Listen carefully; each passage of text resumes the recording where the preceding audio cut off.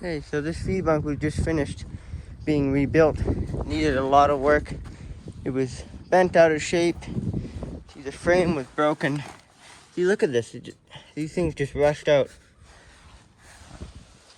Yeah, the frame, pieces of frame broke off. And then my uncle put stuff like that on there, welded angle irons. And this is something that's not that common. It's T-bar. So it's like it's in the shape of a T, so we just weld the side of it on there. And this stuff works pretty good. Now, this is very old, and this feed bunk is about 40 years old, apparently. Doesn't look that old, but it is that old. And we have some feed bunks that are old like this. They're not a very good design. They just rust out. The steel isn't thick enough. But we have some other ones that are a really good model, and I will show those. I will recommend which feed bunks not to buy and which ones to buy. Even if they're a bit more expensive, they're worth it. Yeah, we welded a rebar all the way along here, and the frame was broken in a few places, and the wire-fed welder, MIG welder, wasn't working, so we used the arc welder with pretty thin 60 or 60-13s or something like that. 60-13s, I think. We welded all that stuff on. I did all the welding. He did all the clamping and putting stuff on here. So I was basically just a welder. He did most of the bending these rebars and clamping them on there, weld them up. So we just finished this. He doesn't really like being on camera, so I respect that. So I didn't film this project, but if it was all me doing it, I'd film it.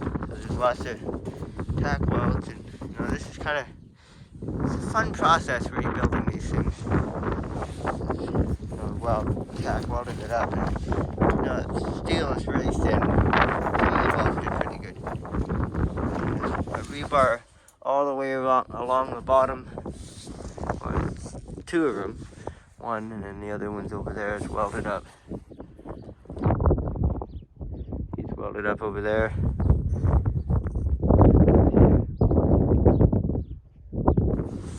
Yeah, I think we did that over, I would say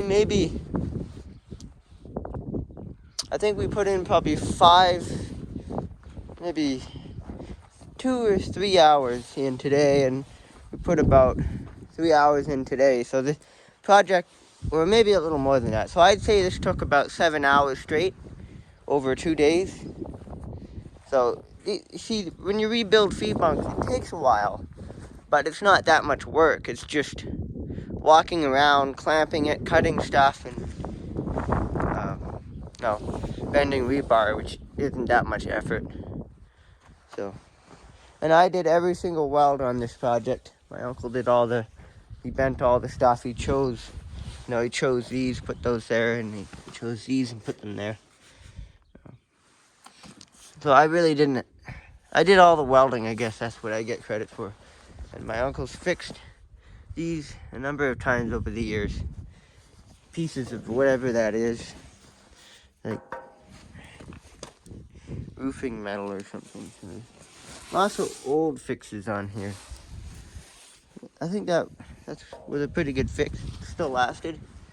But the ones with the loops aren't good because they don't have any support on the top. So we just weld rebars. And there's quite a few feed bunks that have been fixed like this. We bought a brand new one last year. It was kind of expensive, but it's a good design.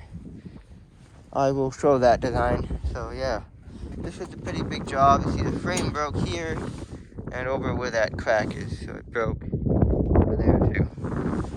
So yeah, I did a pretty good job of fixing that. And this bottom rebar is welded underneath.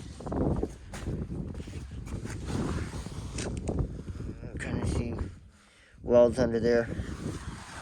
It's all welded underneath. Every 1.5 foot it's a tack weld, and the tack welds are about 1 inch long. So I think we fixed this pretty good. It's pretty satisfying. This thing was like an oval before. It was really deformed, and it was unusable. So yeah, it's a pretty old bunk, and this might extend the life of it by quite a bit before we have to scrap it. But there hasn't, I don't think there's, most of the old bunks have been fixed and they're being used.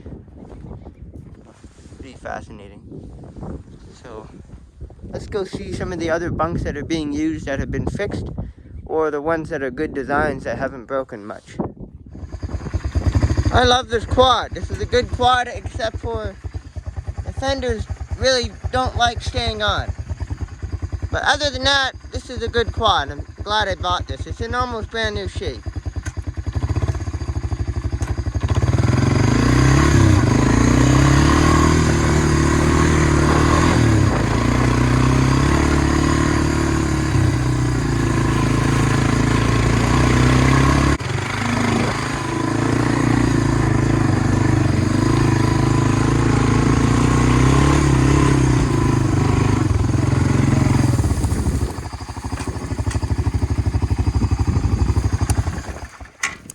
Still didn't replace my needle valve. I need to put that in there. Hey, so here's another broken feed bunk. So this is a not recommended one. Don't buy these, because they're a bad design. They just break there. But I fixed one like this. This is handy. I'm gonna take that home. So yeah, I fixed one the same model as that one. And I fixed one the same model as this one. This is another not recommended one, because it's been fixed. See, this one's been fixed a lot already. There's lots of rebar replacing parts of the frame. My uncle must have did all this. This one's been fixed a lot. Rebar around the top. The top's not bad, but the down angles are bad. This one could definitely be fixed, improved. It's in pretty rough shape though, this one. That's why we haven't done it yet. Oh, here's the one I fixed. This one's actually in good shape. I don't think there's anything wrong. See, I did this one, so we put rebar in here, and then rebar around here, and around the bottom as well. And my uncle fixed it before with stuff. And then I cut up a pipe.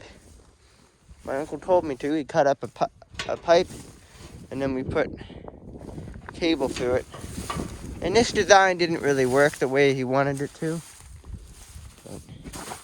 But, this fix did good. That worked really well.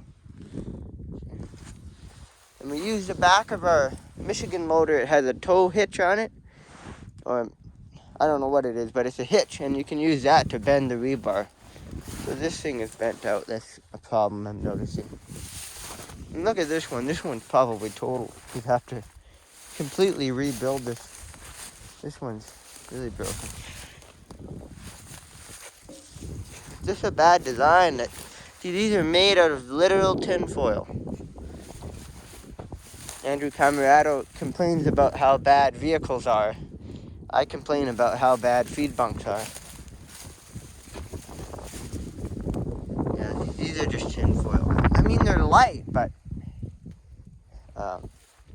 they gotta make heavier duty. They should make light ones and heavy duty ones, because we have 100 horsepower tractors, and they have no problem lifting these. Even our 30 horsepower John Deere would have no problem lifting these. They may as well make them with slightly thicker steel, because they're thin and then they break. I mean, yeah, these are old, but look at this thing. This is a snow blade someone made out of I think they made it out of this is a bulldozer blade. It's definitely, or is it a snow blade? No, it's a bulldozer blade. It's got a cutting edge on it. And this was made to go on our wheel loader. It's got a huge cylinder on there. Actually, I put those on there. These bolts I put on there. Made it to go on a wheel loader. And I picked it up and was about to use it, but I never ended up using it. So, all the torch marks. There's lots of old stuff I could do whatever I wanted with. Like this, we should probably sell that. Because this farm used to have a trucking business. So they have stuff left over that we don't need. And then this thing, I think, goes on the bucket of our wheel loader. But I could make that go on anything. You could make a log fork out of it if you modified it. And then this trailer, I fixed the suspension on this. So it looks really old, but I welded this spring on here. And yeah, I think that's all I had to do. And then I welded the leaf springs up on the other side. And I use this trailer a bit. Not as much as I should, probably. I welded something up here. See, I welded it.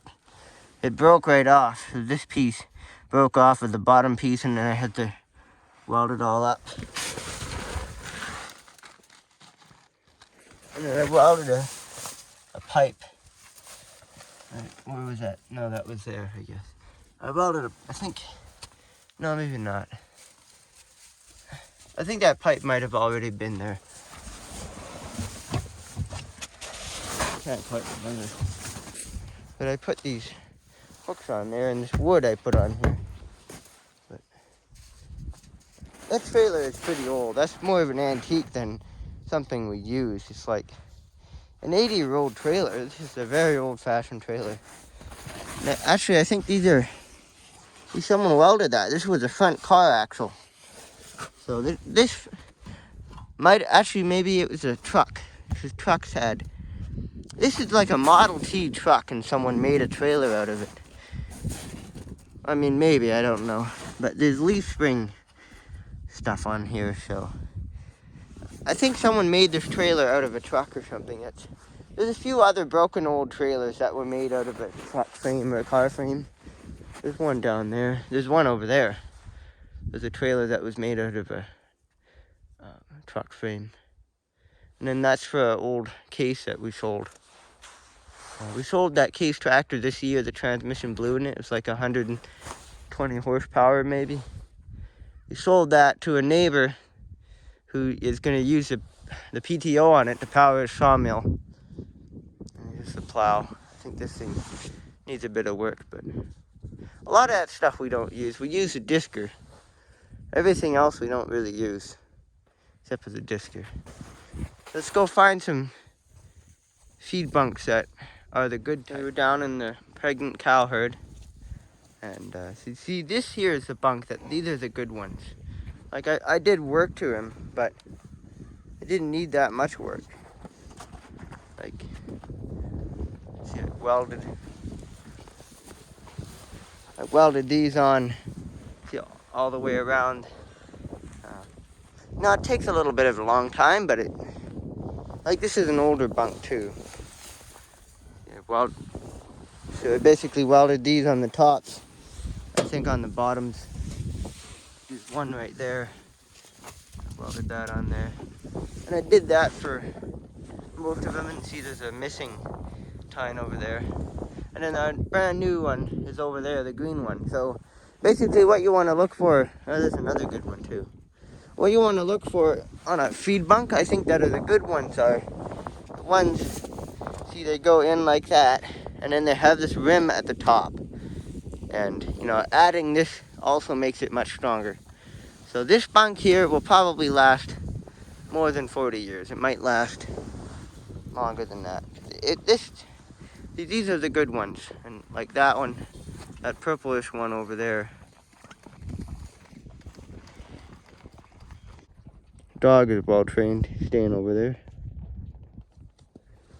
And the cows are pretty calm when you walk around them most of the time.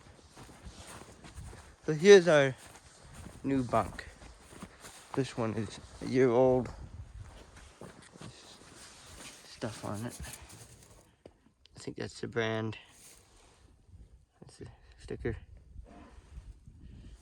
And these are the recommended bunks. I recommend these. These are good bunks. They're strong. They're built out of slightly thicker steel than the other ones. And you can take them apart pretty easily when they're not broken, but what happens is they get stuck in the ice. So then you have to pull them out of the ice with the tractor, and that's when they get broken. But this one's a new replica of the brown one, and then this one over here is an older one. This is another good one. It's made out of thicker steel. These diagonal things are kind of weird. That's the only thing I would say that I don't like about it, is the diagonals. But other than that, this one is, see, it's worn out, so it's probably older, but this one's still in good shape. It hasn't needed any fixing on it. Nothing broken. See, the steel is, that's thicker. It doesn't look that thick, but that's more decent than the others. The pipes are bigger on here. I think that's also helpful. And they're round. Round is better than square. This end is stronger. So this is another recommended one. These are good. I think I like that style a bit better. But if you're looking for good feed bunks, I recommend these or those ones I like a bit better. And we bought a brand new one. They are kind of expensive, but if you buy them used, buy them, if they're in good shape. They're durable. I mean, the other feed bunks that we fixed, they're just really old, but these ones are better. These ones, you probably wouldn't have to fix them as often, because when you have to fix them, it's kind of a big job. You got to take all the tools outside. It's doable, but not everyone wants to do that. So these feed bunks are good though. The big ones with the bigger pipes, and the rim on the top is really what they need. They're taller too. These are just a better style altogether. So I recommend these feed bunks over the older ones that we looked at. I mean, I think they still sell similar ones like that, but these are the good ones. So checking out my hot whip. Using it as a scratching post. Look at that. So here's the Honda Foreman 4 tracks. It says it right there.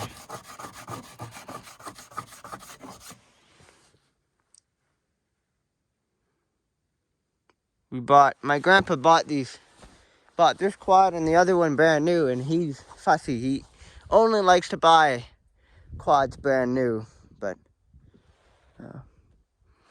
I think old, with a lot of things, you either go brand new or old. You can't go used, because the used is usually they're worn out, and I mean, if you know what you're getting, you can get a used quad. Maybe not for the most decent price, but you can get good used quads. Like this here, this is a pretty old one. And I think I paid $2,900 for it, which is a good price for one of these, Canadian dollars. I think that was a good buy, for sure. Definitely worth a quad. Because the guy had new tires on it. And I think he was pretty good. And apparently he used to know my grandpa, like 40 years ago or so. The guy I bought this quad from. So, yeah. But this here is our Honda 4-Trax Foreman, or Honda Foreman. The fenders are, almost should replace that, but that's fixable. Totally fixable. I kind of think the other quad's in worse shape. See, that just needs a washer. These tires came with our Yamaha Grizzly as spare tires, mud tires. They came with spacers too. So our Yamaha Grizzly was about the same size as this quad, kind of a bigger end quad. So yeah, and then it had tires similar to this, but they don't have the big grips on them. They have slightly smaller grips and they're taller. And I put these lights on. I recommend putting lights on the back. It makes a big difference. Mine aren't hooked up properly. They're hooked up to the tail light. So when you turn the headlights on, all the lights go on. So not the most ideal for driving on the road, but these backup lights are the best. And they're always on when the headlights are on. These are good. And then this is our calf trailer. You know, it's pretty dirty, but eventually I want to redo the door on it. I put these on there too. So this quad's a 2015. I said 2016 in a video, but it's a 2015 model. Says it right there. And this one, the upset, it's a good quad. Actually, it's not really that great. It's mechanically reliable, but this quad has issues where, for some reason, no, that's broken. That's not a big deal. But these are the culprit of a bad quad. These buttons are stupid. They're a problem. And then it has the auto feature. You know, it works, still working good, but... And another thing this quad does is it feels like it doesn't have enough torque, even in first gear. You go into drive, or let's put it in standard, and when it's in the standard, you push that to go up a gear, just like if you were using a foot shift. So, in first gear, that trailer's not that heavy. And this is a 420cc. Now, it's not too bad, but you have to drive it more to notice it on bumpy ground. So, I don't recommend these with these shifters here. The similar quads like this are 500, and they have the foot shift. And any quad with a foot shift or a belt clutch is better than this system. These buttons are a problem, and no, this is just... No, the auto, it changes gears automatically, but why? What's the point? There's no control over it. It does it on its own. It's supposed to, it's all computerized, and it's supposed to work right, but it doesn't. It's a bit of a fishy system, so... The auto gear changer is not very good. And these buttons in general are not very good. You have no control over what's actually happening in the engine. And this has had problems over the years, where sometimes it'll get stuck between gears and it won't even start. But the quads with the foot shifters, you can drive it, and just like a standard car, you know everything. You are the computer. You control the quad. And, you change gears at the right time, let off the throttle, change gears, where the auto system, you just keep the throttle on, and it just changes gears by itself. If you let it off, then it doesn't really work. It's a weird design. So, the two types of quads I recommend are the ones with the belt clutch, where you don't have any gears. It's a belt clutch system, so it gears up and down automatically as you give it more throttle. It's kind of hard to explain, but a lot of the Yamaha quads have that. The Yamaha Grizzly is a good quad. But the Hondas, they have foot shifts, like mine. There's lots of quads that have the foot shift. Those are good. I like those. But this one maybe isn't the best model. Another thing I like is independent suspension. So basically, a good quad would be this quad with a foot shifter, or it has independent suspension. So what I'd look for in a good ATV is independent suspension, a foot shift, or a belt clutch, which is usually on that side, I think. You don't want to get these buttons, but I think maybe it could have a bit bigger engine in this thing, like a 600cc or 500cc is better in a bigger quad like this. But I made a nice bumper for it. I maybe could have made that even stronger, but it's got 6 steel plates here and here, and a tow bar. A lot of people don't mess with it. Some people don't mess with a winch, because winches are just... they seem like... And I'm not happy with the winch on that quad. The winch, it works, but it's really boggy, and it feels like it wants to break. So, what I just do is put one of those on there, and then you don't have to worry about any winch that's too low in the water, or if it stalls out. But usually we're on a farm, so we just pull the quads out with a tractor or something. But another good thing is that actually this is really helpful for if I'm going out firewood logging and I take one tractor with the logging winch on it to do skidding. I will tow this behind the tractor, and that's what this is really good for. Because when this thing had its stock bumper on, when it was brand new, you had to wrap, like it had two bars. It was tinfoil. It was a tinfoil bumper. It wasn't even a bumper. And when you tow it, it would bend and it broke. So I had to build, I built this on there. Way stronger. So this quad needs a bit of work. Now the big tires give it proper traction. That's important for mud use. And even if that Yamaha Grizzly wasn't very good, I mean, we got these tires are good, and the tires that are on the Yamaha are good. So even if the quad ends up being a piece of junk, we still get 2 sets of tires.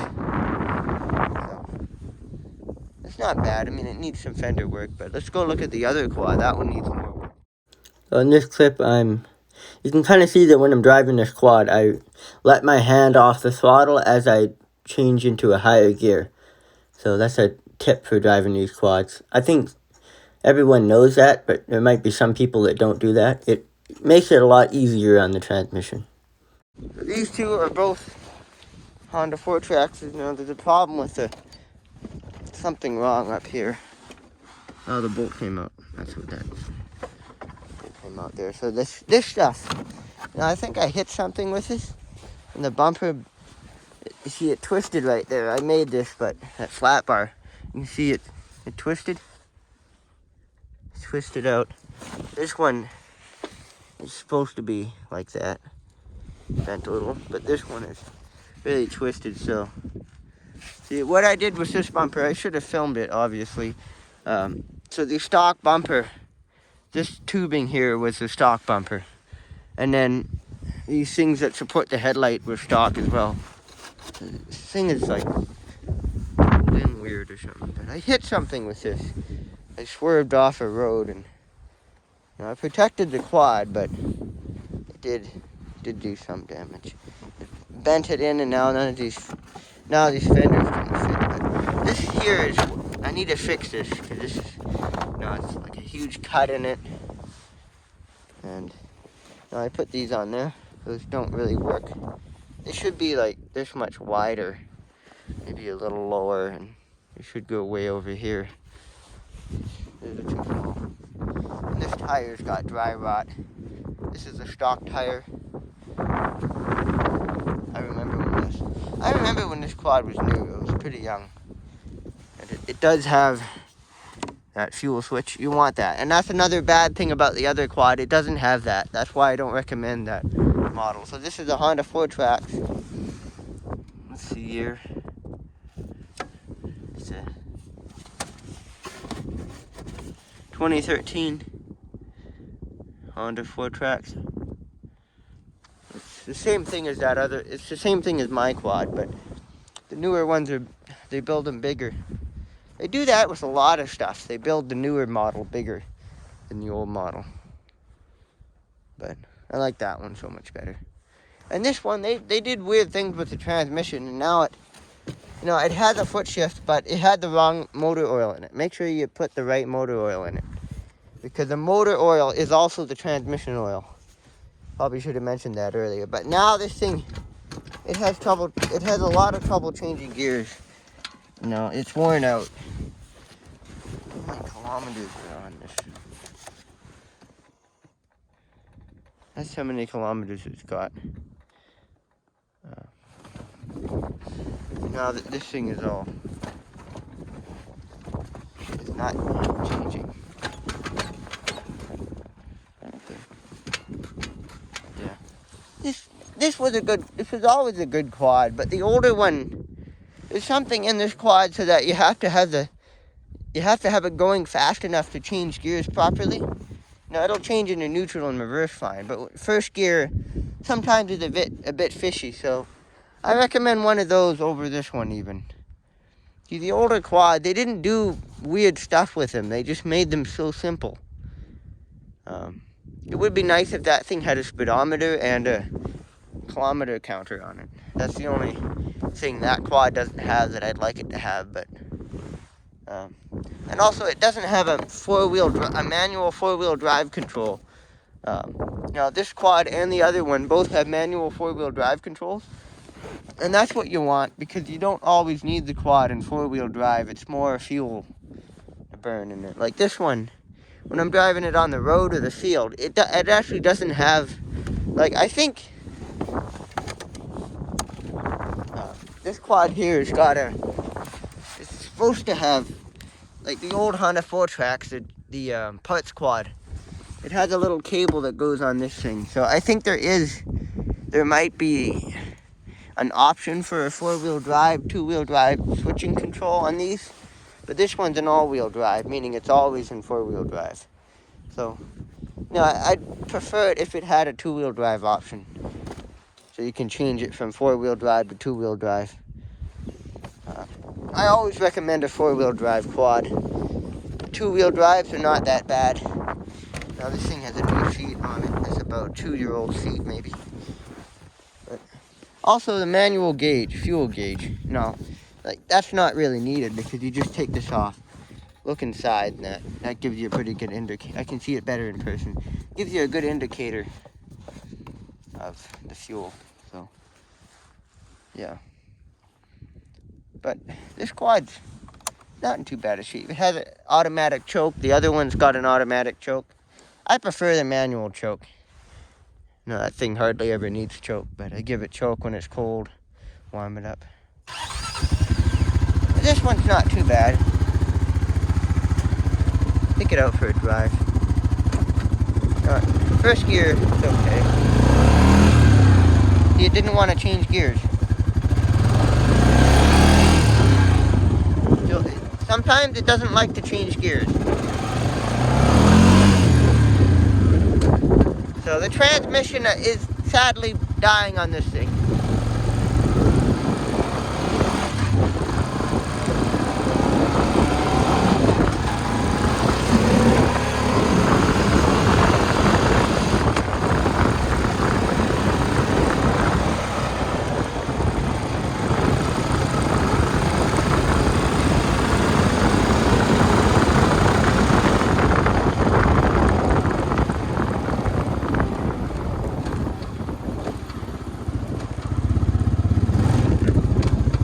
So I think between first gear and second gear is the issue. The other gears are not too bad.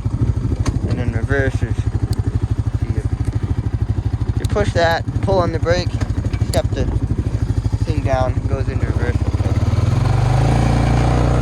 This quad's geared a little bit higher than mine, so it goes a bit faster. And with my quad is a 300cc, this one's a 420cc. This one's got a slightly bigger engine in it. I like it a bit better. Now, quads should always have slightly bigger engines in them than what they need, because you wouldn't think a quad would need power, but they actually do need power. They need enough power. I'd say mine is a little bit underpowered, but other than that, it's a great quad.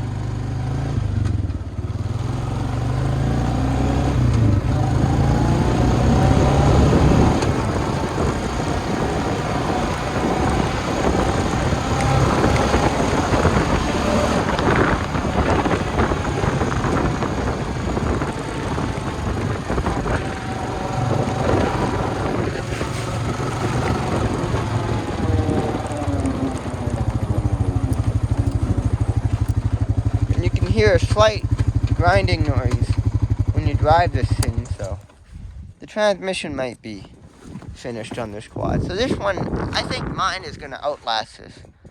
The transmission might be getting worn out on this. That one's, and the old ones are like motorcycle engines. So this one, I saw the thing get up to 50 miles an hour. So this quad, maybe it could get up to around 60 miles an hour. This one, probably about the same. That one also about the same. And all three of these quads have 5 gears. They have a manual 5-gear system. Now that one over there technically has a manual It has manual 5 gears, but it has a button instead of a foot shift, which I don't like. But now Yamaha Grizzly has a belt clutch, and it has high range, low range, park, and reverse. And no, I've never actually driven a nice Yamaha Grizzly that's in good shape, so I can't really say if they're good quads or not transmission-wise. But that Yamaha Grizzly, when it works, it's nice. But that quad was a bad buy. It was worn out. I think we shouldn't have bought that particular quad. But a Yamaha Grizzly 660, I think, is a good model. 660cc. Those are good quads.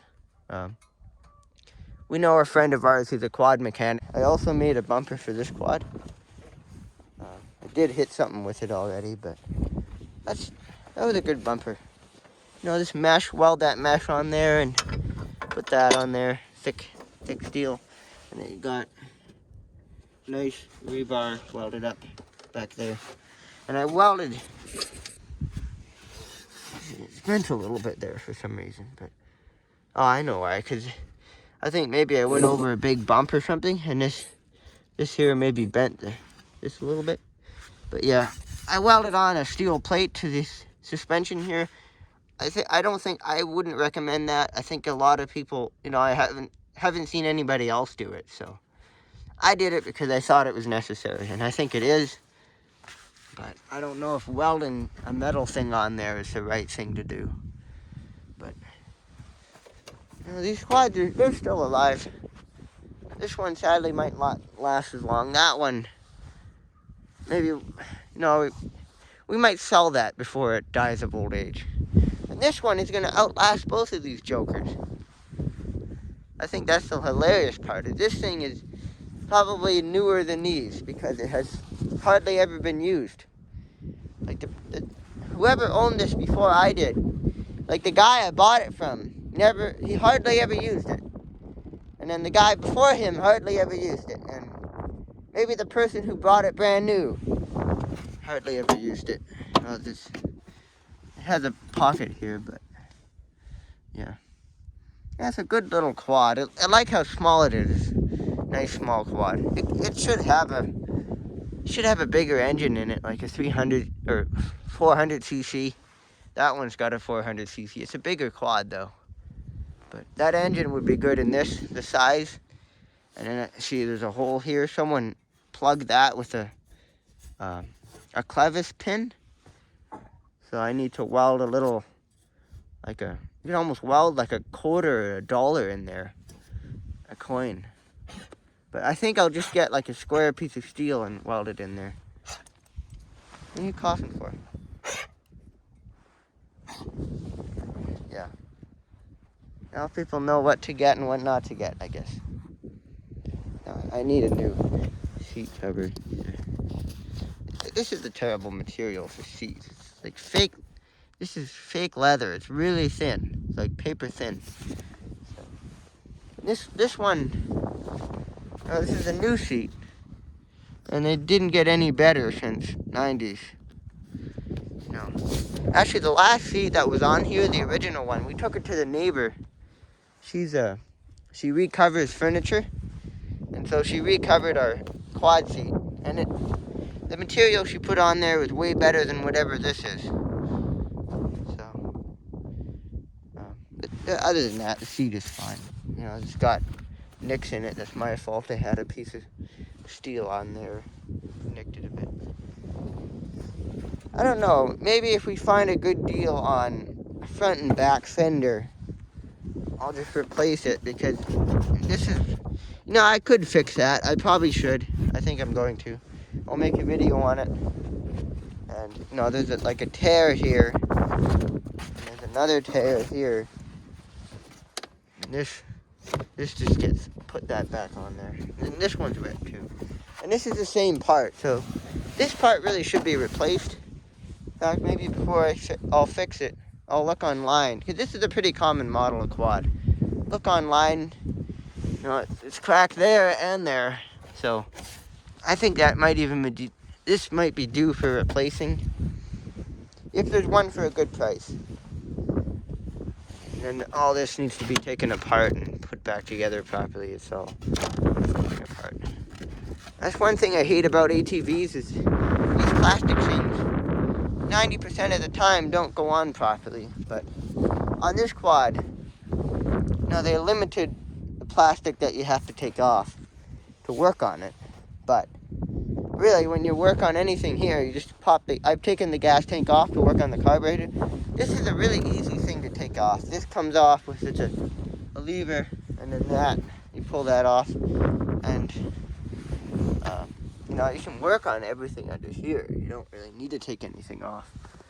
So these are just better. These old 90s quads are better than the new ones when they're in good shape. Now, even if you're a mechanic, you know how to fix them, then fix them. It's worth it. These are better machines. These ones, there's so many issues with them, even little issues. They're good, but these are better. These are really good, these old 90s quads.